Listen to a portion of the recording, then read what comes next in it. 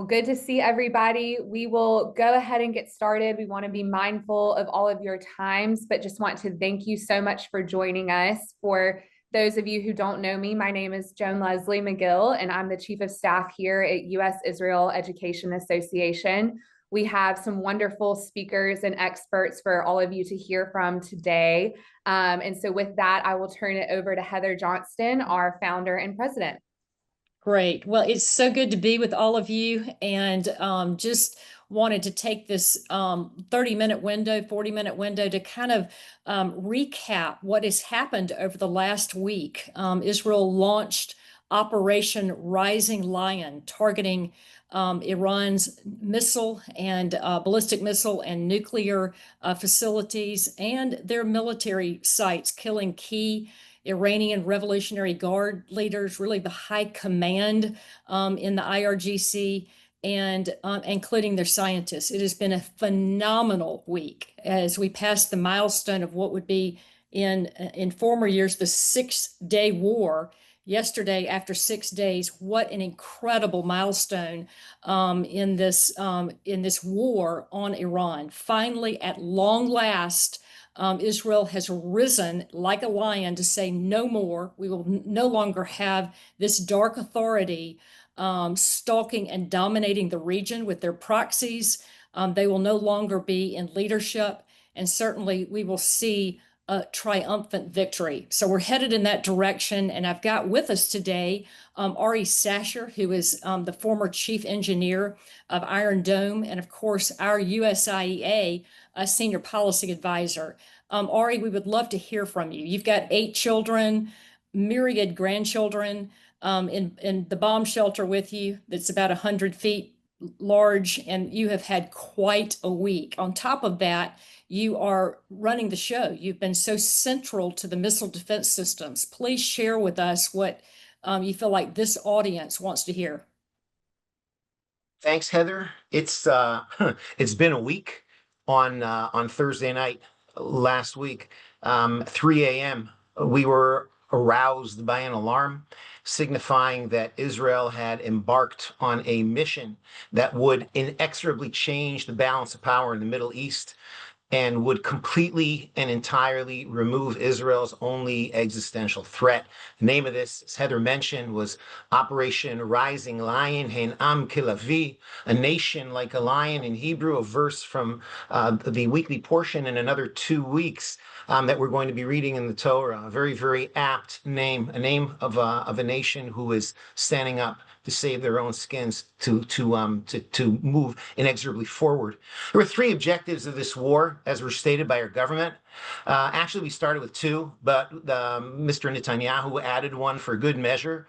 The first objective was the dismantlement, complete and entire dismantlement of Iran's nuclear program, to prevent Iran from ever enriching anything, from ever achieving nuclear warhead, nuclear explosion, anything that goes boom.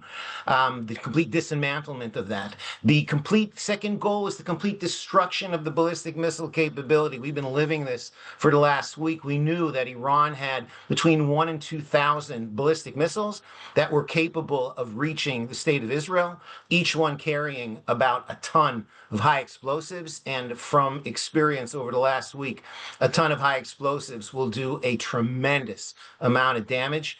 And a new goal was sort of slid in there in the last couple of days, and that goal is the suffocation of all of the remaining Iranian proxies. And this is essentially the Houthis in Yemen and Hamas, not only in Gaza, but Hamas in Judea and Samaria as well. Iran had developed a network of proxies from which they would attack Israel. Iran could claim that they were not involved. It was the proxies who were doing so. But these proxies were funded by Iran. They were trained by Iran. And these proxies must be suffocated, the only ones that are remaining. Iran played this game all wrong, and they did it for years. They had invested in a ballistic missile force, but they had no money that was invested in an air force or a navy. Indeed, they were flying airplanes that were provided by the United States in the 1970s, before the Shah was ousted from power, before this radical Islamic regime came in. These are old F-14s. These are a wee bit younger than me. That is how old they are. And if you think that their Air Force is meaningless, their Navy is even less, which means that they could project power, but they could not defend their homeland. And so Israel understood this and took advantage of this. Now, after knocking out Iran's only strategic air defense system, the Russian S-300, we did that in October of last year.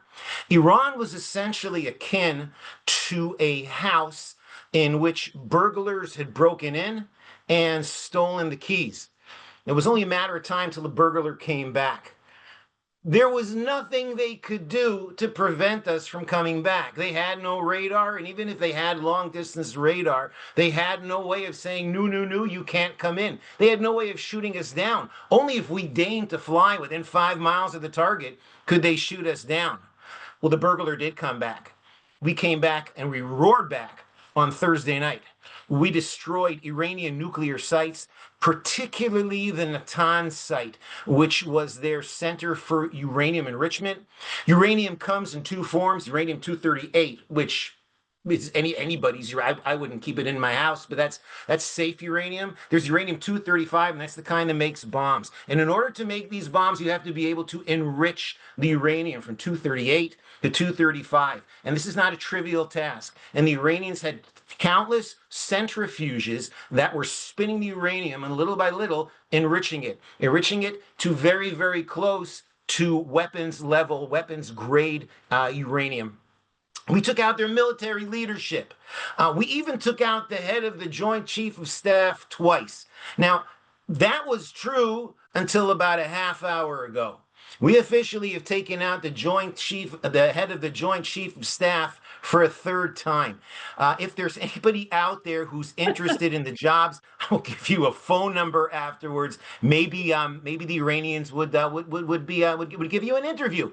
We assassinated key scientists in their nuclear program, and we destroyed ballistic missile stockpiles and launchers. We have continued destroying ballistic missile stockpiles and launchers. Now, the Iranians responded in a way that we assumed that they were going to respond. They responded with salvos of ballistic missiles with their 1-ton warheads. Now, between 80 and 90% of them were intercepted, mostly by Arrow 3. We have a multi-layer missile defense system. Iron Dome sat this one out on the sideline. Iron Dome is designed for weapons that are flying at a much shorter distance, much lower, much slower. Above that, we have David Sling, Arrow 2. The United States has brought THAAD, Theater High Altitude Air Defense System, and above that is Arrow 3. Arrow 3 is the weapon system that was tasked to take out these Iranian rockets. And it does, and it worked 80 to 90%, and it's been working. The cool thing about Arrow 3 is that it intercepts in outer space. And why is that cool? Because truth be told, there is something eerily beautiful about an outer space explosion when seen from Earth, because there's like no gravity to drag it down, so it glows for a really long time. It's almost a religious experience. But I stray. Each day, Iran has been firing less and less missiles than the day before. Although admittedly, today might be an outlier. They fired off 20 missiles in the morning and another 6. And hey, it's only 6:30. The day is yet young. The reason the Iranians are launching less and less missiles each day is because Israel has been systematically taking out not only their ballistic missile stockpile, but their stockpile of missile launchers, because these are the long pole in the tent. If you don't have any launchers, well, I don't care how many missiles you have, they're going to remain on the ground. Now, Iran is steadily losing its capability to project power. And as a result, Iran has completely lost its deterrence. Israel, in the meanwhile, has achieved what we call complete air dominance over Iran. We own the skies. Over the last day, Iran claims that they have shot down 2 Israeli drones. One we know has been shot down. The second may or may not have been shot down. But these are drones that are flying directly over the target, not maneuvering, and they're flying at 10,000 feet. Israeli Air Force jets are flying a little bit further away. In the beginning, we were flying much further away. But after we took out most of their air defense systems, then Israeli air jets can come, fighter bombers can come even closer to the target, use weapons that are less expensive instead of longer range missiles. Iran really has nothing left with which to engage our jets except for some short range missiles and some old cannons. And essentially, since Thursday night, these have been intercepting, well, air. Israel can now move methodically and do what's necessary to meet all of our objectives. Now, often I see in the international media headlines like just on the WAPO, Washington Post, a day or two ago, Israel and Iran trading punches. Well, nothing could be further from the truth. What happens is that Iran fires off a salvo of missiles, most of which are intercepted, and we, on the other hand, take out heavy water plants, ballistic missile depots, and the latest person who dares take on the mantle of the head of the Iranian Joint Chief of Staff. We are winning this war, and there is nothing Iran can do about it. Now, admittedly, today, in rocket science jargon, was a doozy. At 7:15, we had our air raid siren. There was one in the middle of the night, but I live in the north, and that was only in the center of the country, and that was only 2 or 3 missiles, which were intercepted easily. 20 missiles were fired on Tel Aviv and Beersheba. Now, Beersheba took a hit, and that hit was a direct hit in what's called Soroka Hospital. It's the largest hospital in the south. Most of the serious injuries, all of the serious injuries from Gaza go to Soroka. Now, miraculously, the old surgery building that took the hit was evacuated yesterday. Yesterday, at the direction of the Home Front Command. Had it not been evacuated, countless people would have been killed. At the end of the day today, nobody was killed. There were 2 seriously injured. There were a number that were hurt. Running for the bomb shelters, but otherwise nothing. Now, these missiles that the Iranians are firing are guided. They go where they're told to go. The Iranians are kind of flummoxed after they were caught firing on a hospital. That's kind of like a no-no, even for the Iranians. So the first thing they did was they said that they were aiming for a military intelligence site next door. But then they changed their mind and they changed their story to say that there actually was a military depot under the hospital, which was holding tanks and the like. And they were even kind enough to upload a 3D Lego model of what it would look like if it existed, which it doesn't. Now, shooting at a hospital with a guided missile that lands 100 yards from where it is aimed is a crime against humanity, which is not at all surprising, considering that these were the same people who were planning on nuking every single Israeli as soon as they had the means. And they were very close to having the means. And no, I'm too old and wise to be surprised by the complete and entire lack of an outcry from the enlightened world that a hospital was hit. Do you hear that? Me neither. Little bomblets were packed into the warhead of one of the missiles that hit the Tel Aviv area. Now, these little bomblets are called cluster bombs, and they have what I like to call dubious legal status, especially because a high percentage of the bomblets dud until they're willingly picked up by a civilian. It's brought to you by the same people who aim at hospitals. Each of the bad boys that they fired at us contained 80 of these little bad boys. This is yet another no-no being done by the Iranians. I don't like to scoff, but this cannot be allowed to continue. And Israel is doing everything they can, and we are quite successfully doing it to make sure that it doesn't continue. A few hours ago, the Iranians fired off another 15 missiles to the north of the country where I happen to live, and into the bomb shelter it was. All these missiles were shot down. No runs, no hits, no errors. Today, the Iranians shut down their internet, so pictures and videos of their facilities and their leaders being blown up don't leak. They are afraid of the truth. They are afraid of the world knowing the truth. They are afraid of their own citizens knowing the truth. They are afraid of the truth. But we know the truth. speaking truthfully, friends, we got this. Back to you, Heather. Wonderful. Well, Ari, thank you so much for that commentary. It was brilliant, and we so appreciate your expertise in understanding the missile defense program in Israel, the range, the incredible miracle of these last 7 days of this war. We are headed to a real triumphant victory. And it's amazing because, I think back on our congressional tours that we have taken for years. Joan Leslie, you stop me when I need to stop. But as we've taken these congressional tours now, really for 15 years, senior members of Congress to Israel, and we always go and meet, of course, with the defense leaders, and we meet with the Prime Minister of Israel, which has happened to be Bibi Netanyahu for 15 years. But it has been remarkable because 3/4 of the conversation has always been taken up with how we're going to deal with the Iranian aggression and how we're going to deal with the ballistic missiles, and more importantly than anything, the nuclear threat. Well, we have finally, at long last, arrived at that day.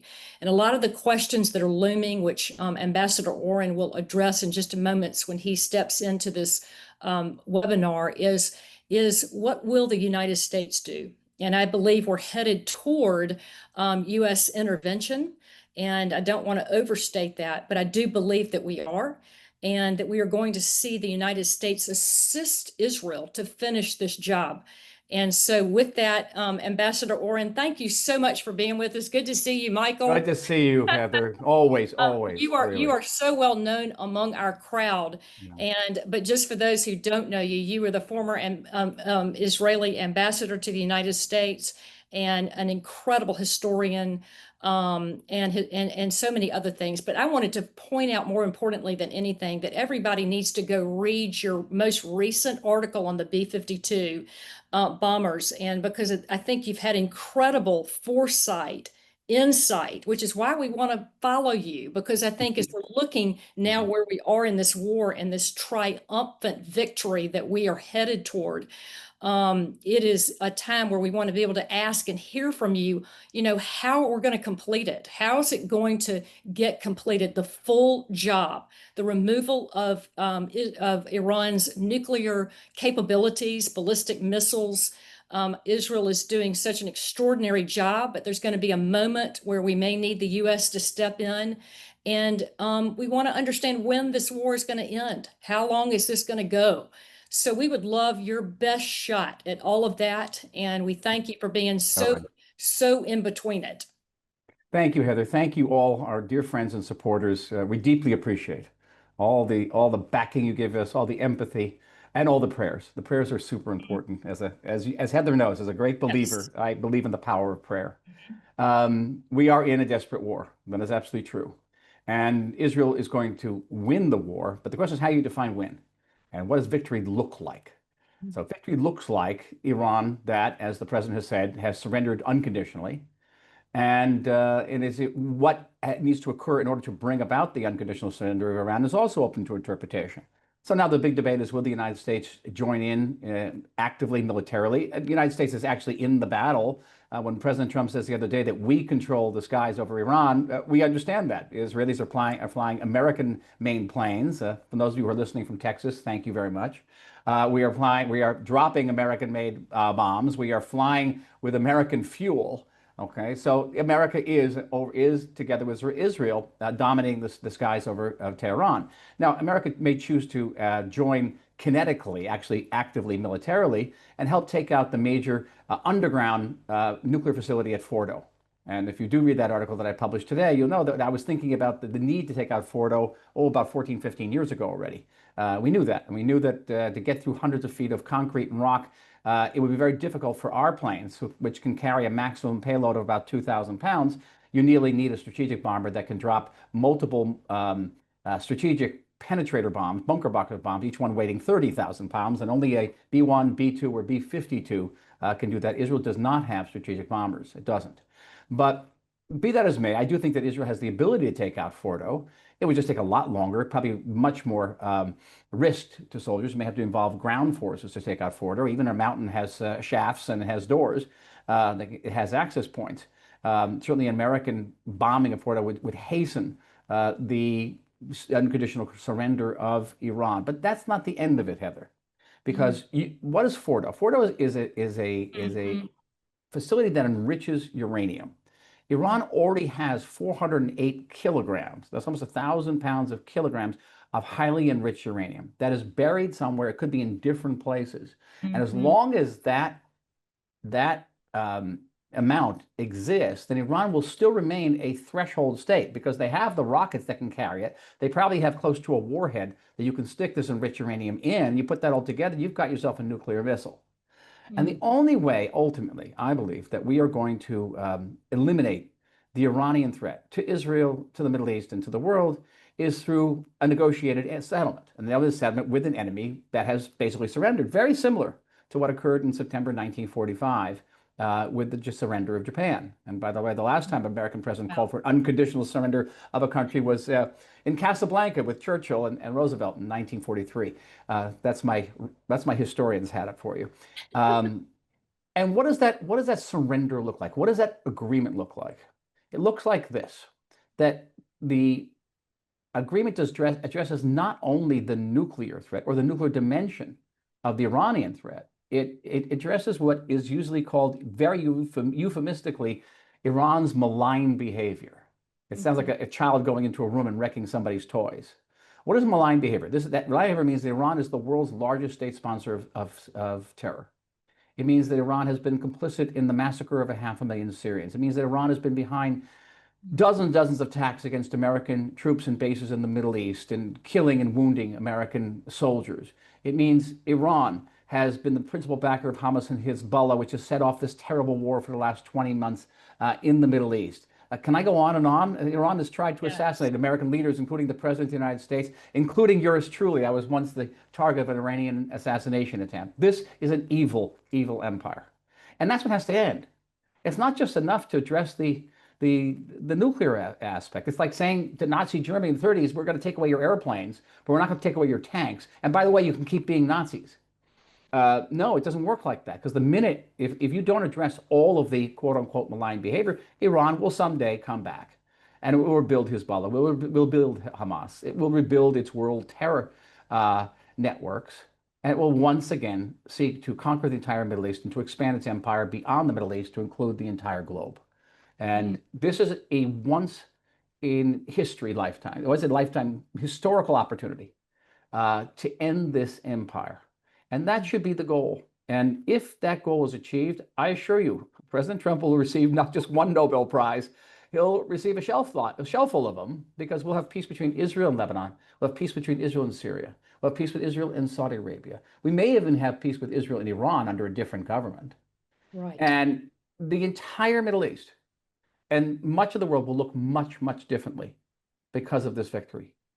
And that is what we have to focus on. Truly, not just this immediate thing of whether we're going to get B-1s or B-2s or B-52s in the skies over Fordo, but whether we can take advantage of this truly, or as my cab driver, you'll like this, Heather. Yesterday, my cab driver says, we are not living during historical times, we're living in biblical times. It's so true. So true. Wow, excellent. Thank you so much, Ambassador. What I would like to do with our few remaining minutes is give people a chance to submit questions into the chat box. So if you look below, everyone, you can see that there is a Q&A box.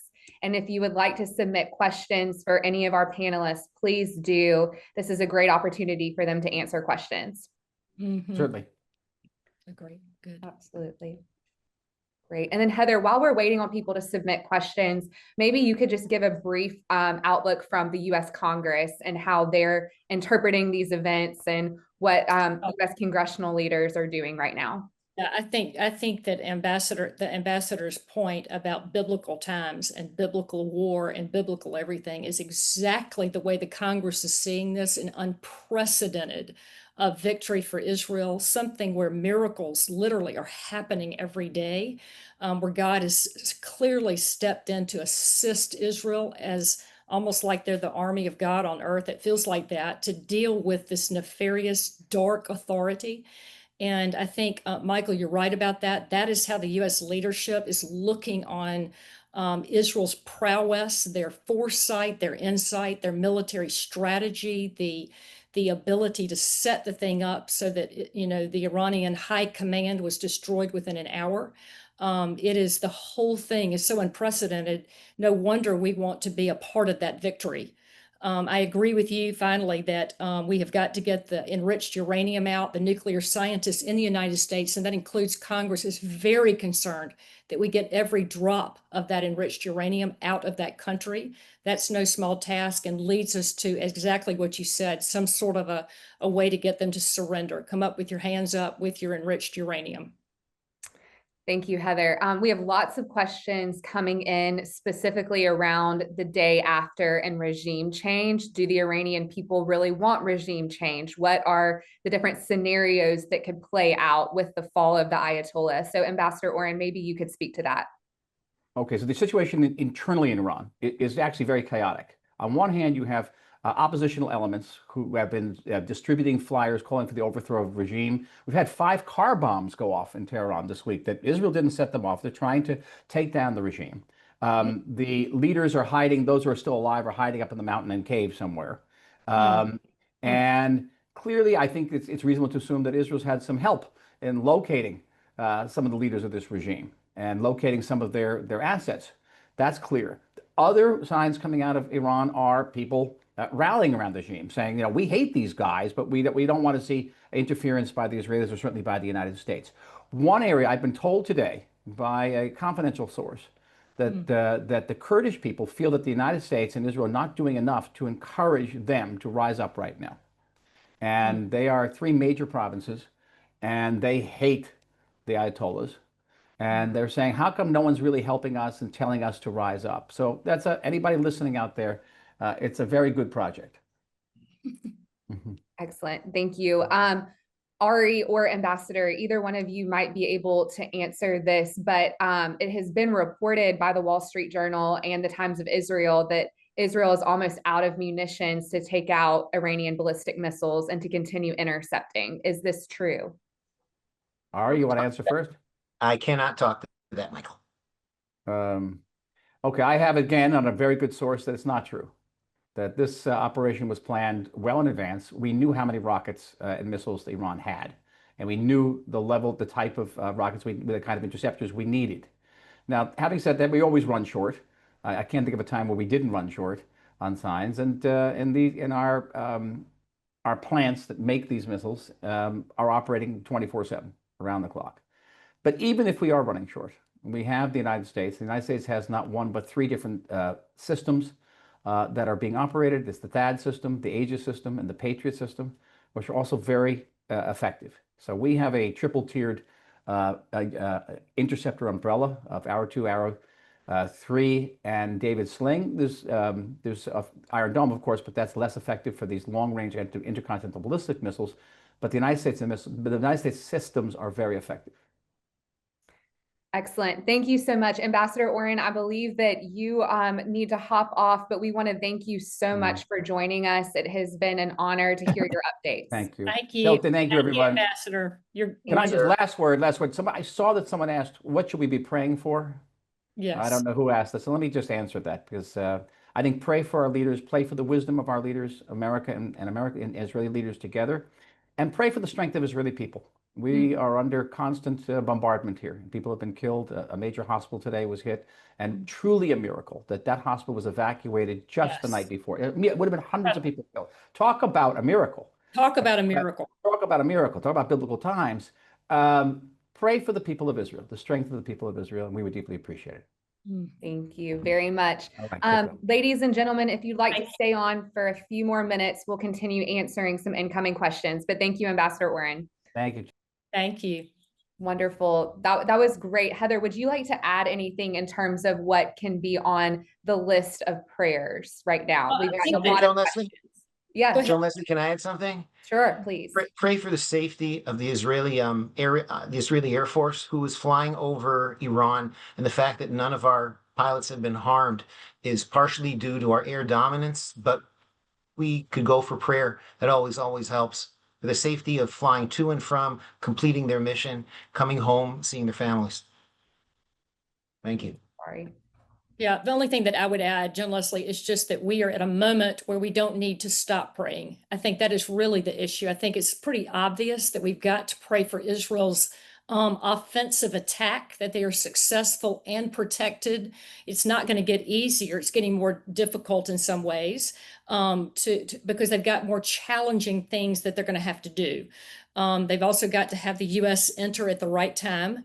And so all of that coordination, and then do you deal with a regime change? All of those things are forthcoming and undetermined.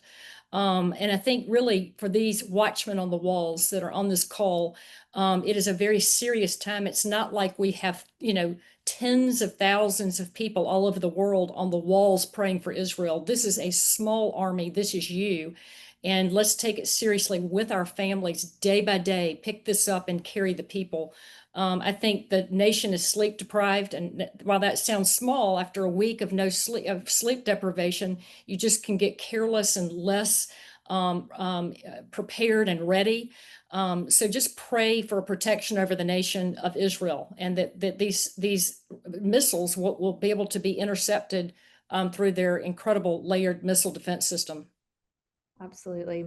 Great prayer requests. And that is our position first and foremost, is to be praying for Israel right now and for the Iranian people. Ari, I would like to come to you. We've got several questions right now about potential nuclear fallout. So let's say that Israel and possibly the US are able to strike Fordo with the bunker buster bombs. Is there any fear of nuclear fallout? How do we ensure that the enriched uranium does not fall into bad actors' hands, or it does not explode and create unintended consequences? Think that I don't, while this is not my area of expertise, the enriched uranium will not explode. It needs to be exploded in a particular way.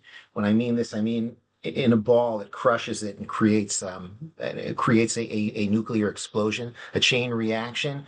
I'm assuming that it will be dirty around there. I would not set up any amusement parks in the Fordo area for the next little while. It should be very, very similar to Chernobyl. That's my guess. Okay, thank you very much. Lots of Joan interest. Leslie, that's unfortunate, but them are the apples. You reap what you sow. Mm-hmm. That's right. Great.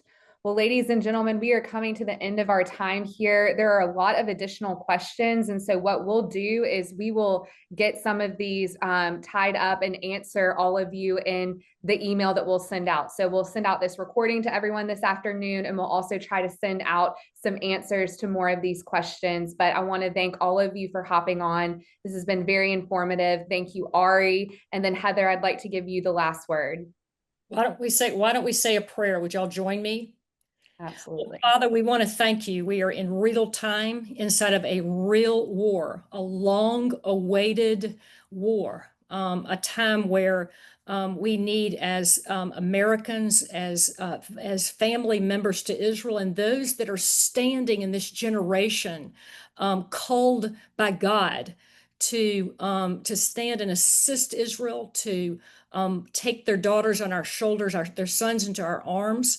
I want to thank you, Father, for the protection that you are giving the IAF, the Israeli Air Force, as they are continuing to bombard the Iranian nuclear sites, the ballistic missile sites, the military sites, that you would put a high wall of protection around them. Along with that, a high wall of protection around the population centers of Israel where these missiles are being fired by the Iranian regime. We want to thank you for the miracle of the evacuation one day early out of that Beersheba hospital.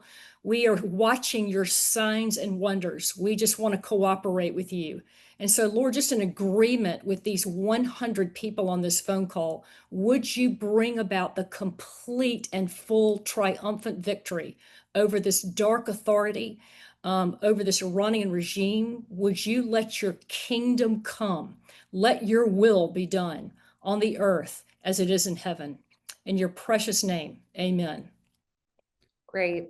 Thank you so much, everyone. We appreciate you all joining.